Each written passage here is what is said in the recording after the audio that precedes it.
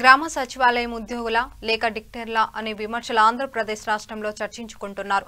గ్రామ వార్డు సచివాలయ ఉద్యోగులు విజయోత్సవ సంబరాలు జరుపుకున్నారు. కానీ నిత్యం సచివాలయంలో ఖాళీగా దర్శనమిస్తున్నారని బాధితులు వాపోతున్నారు.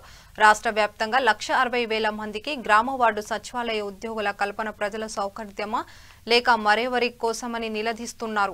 ఒకవైపు గ్రామ వార్డు సచివాలయ అధ్యక్ష కార్యదర్శులు తమ గ్రామ వార్డు సచివాలయ ఉద్యోగులు అది చేశారంటూ ప్రగల్భాలు పలుకుతూ డప్పు కొట్టడమే తప్ప ప్రజలకు సేవలందించడం లేదని పలువురు ఆరోపిస్తున్నారు.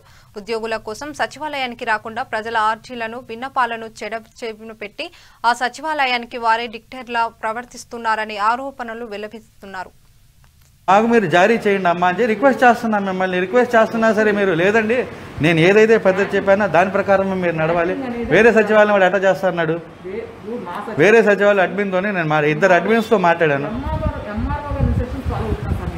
ఫాదర్ మదర్ డిక్లరేషన్ ఇస్తే చేయొచ్చు సార్, చేసిన తర్వాత మీరు యాజ్ ఎర్లీ యాజ్ పాసిబుల్గా ఆధార్లో అప్డేట్ చేసుకోండి సరిపోయింది సార్ అని చెప్పేసి అంటున్నారు వాళ్ళు. నేను అది కూడా చేయనండి, నేను ఏదైతే గీత గీసానో మీరు ఆ గీతలోనే ఉండాలని చెప్పేసి మీరు అంటా ఉన్నారు.